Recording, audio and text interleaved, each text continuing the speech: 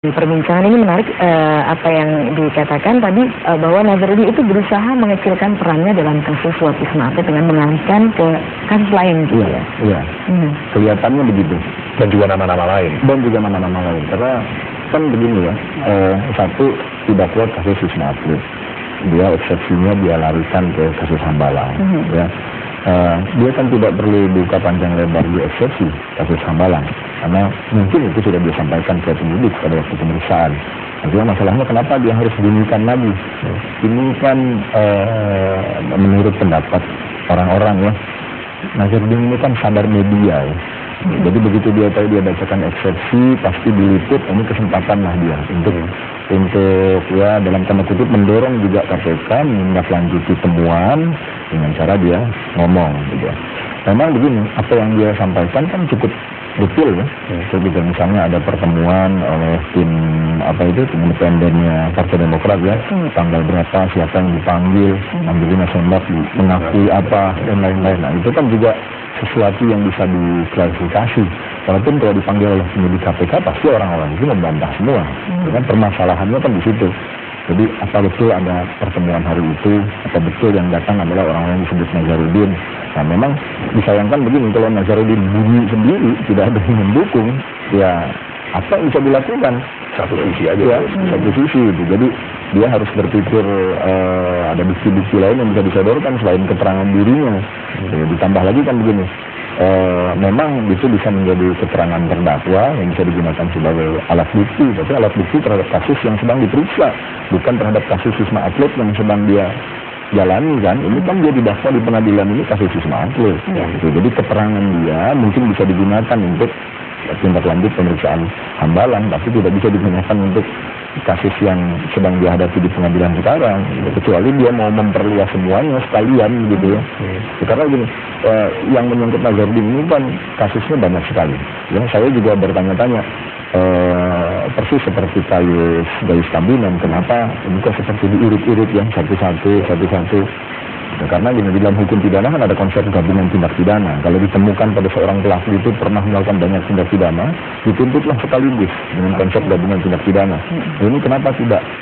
Saya berasumsi saja bahwa kelihatannya memang banyak temuan-temuan lain yang belum tuntas dan sedang ditelusuri semua. Yang ini satu sudah tuntas. Sementara di luar masyarakat berharap dan menunggu sekali mana nih kasus Nazarudin untuk tindak lanjutnya. Jadi ini yang satu yang menurut KPK sudah selesai, itu kita sodorkanlah dulu ke pengadilan. Kalau nanti sambil berjalan ada kasus lain yang selesai, mungkin bisa disisipkan atau digelar persidangan baru. Nah ini yang coba dimanfaatkan juga oleh Nazarudin, tentu berdasarkan masukan pengacaranya menurut saya. Ya dibuka aja semuanya. Di sini mungkin dugaan saya ya, di sini mungkin sudah tidak ada poin untuk mengelak. Gitu ya, sudah kita dorong saja kasus yang lain biar seru sekalian gitu.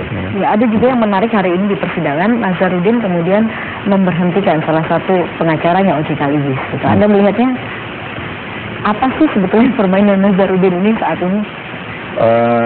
Gini ya, saya sih sebetulnya tidak punya poin khusus hubungan Nazarudin dengan OJK Libis. Tetapi Nazarudin ini kan sejak awal sebetulnya dia di backup oleh OJK Libis ya. Tetapi dalam penilaian saya ada beberapa hal mungkin yang menurut Nazarudin Pak OJK Libis ini mungkin tidak optimal mungkin dalam penilaiannya ya. Kan begini, Nazarudin ngomongin apa, Pak OJK Libis ngomongin apa. Ini sebetulnya begini, kalau sudah menunjuk pengacara, ya percayakan saja pada pengacaranya. Betul, dia tetap boleh bicara, tapi konsep pembelaan itu kan bukan sesuatu yang sederhana ya. Jadi seharusnya kalau sudah menunjuk pengacara, menurut saya Nazarudin yang harus menahan bicara, diserahkan kepada pengacara. Karena ini menyangkut strategi pembelaan, bukan cuma waktu pemeriksaan di penyidikan, tetapi di pengadilan nanti bagaimana, ini kan harus sinkron terus. Tapi isu yang diangkat OJK Libis berbeda, isu yang diangkat Nazarudin berbeda, atau ya tidak saling menunjang lah gitu di beberapa isu. Baik, tadi Anda katakan bahwa kasus Nazarudin ini seperti kasus Gayus, artinya banyak sekali kasus-kasus yang kemudian yang berada di sekitarnya. Kasus Wisma Atlet mungkin berhenti di Nazarudin, tapi apakah Anda melihat ini akan terus berlanjut masalah Nazarudin ini? Betul, kalau menurut saya, kalau kasus Wisma Atlet ini tampaknya akan berhenti di Nazarudin ya, tampaknya. walaupun saya juga membaca dari media dan ya obrolan dengan berbagai pihak yang saya bisa percaya, seharusnya perkara Wisma Atlet ini bisa berkembang ke beberapa nama lain, gitu ya. Tetapi ya tetap harus diselidiki lebih jauh sampai mana keterlibatannya. Tapi kalau dari kasus Wisma Atlet itu menjadi pintu tindak pidana lain, hambalang dan lain-lain, itu jelas kita sudah tahu dan dari beberapa pernyataan KPK pun kelihatan bahwa kasus Wisma Atlet ini memunculkan kasus-kasus lain, dan sebetulnya banyak sekali kasus-kasus di samping Wisma Atlet yang ternyata melibatkan Nazarudin, termasuk juga kasus-kasus yang melibatkan Nazarudin yang tidak ada hubungannya dengan Wisma Atlet. Itu kan banyak temuannya. Jadi karena PR-nya banyak, gitu. Sementara yang menanganinya ini KPK saja seorang dengan SDM yang juga terbatas, dengan ekspektasi masyarakat yang sangat besar, saya pikir KPK juga agak kedodoran, ditambah lagi ekstra hati-hati. Karena begini, jangan-jangan pada waktu kasus Wisma Atlet ini dibongkar, jangan-jangan KPK juga terkejut, gitu. Karena ternyata domino efeknya sedemikian panjang, dalam, dan melibatkan nama-nama besar yang luar biasa, gitu. Terakhir singkat saja, harapan terhadap Abraham sama CS untuk kasus ini. Begini, masyarakat kan banyak yang menyaksikan ya. Kalau saya melihatnya begini, beberapa figur seperti Pak Adnan Sambipraja dibilang tidak punya prestasi. Lalu Pak Bambang Wijayanto orang over ekspektasi, gitu ya. Abraham Samad dibilang tidak spesial. Pak Zulkarnain dibilang itu figur yang tersandera dengan status kejaksaan. Soalnya gini, ini kan tim ya, kalau kata Pak Bambang Wijayanto ini tim sepak bola. Terhadap Pak Bambang Wijayanto ini kita juga harus hati-hati. Kita berekspektasi dan sangat percaya pada kapasitas beliau. Tapi dia ini kan cuma satu dari 5 pimpinan.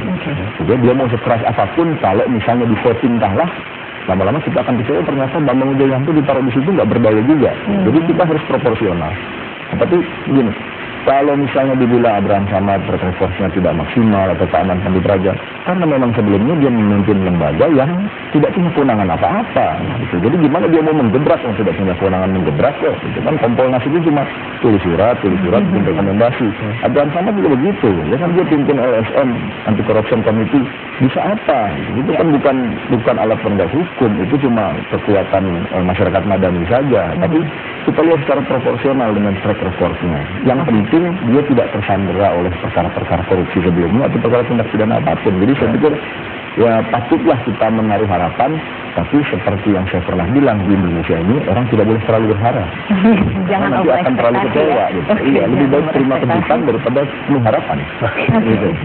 Pengamat hukum pidana Gagal Laksana, terima kasih Mas Gabor. Terima kasih. Hadirannya di perbincangan hari ini, dan kami akan kembali sesaat lagi dengan informasi lain di antaranya. Iya, Metro TV meraih 2 penghargaan anugerah Komisi Penyiaran Indonesia 2011. Kami kembali saat lagi.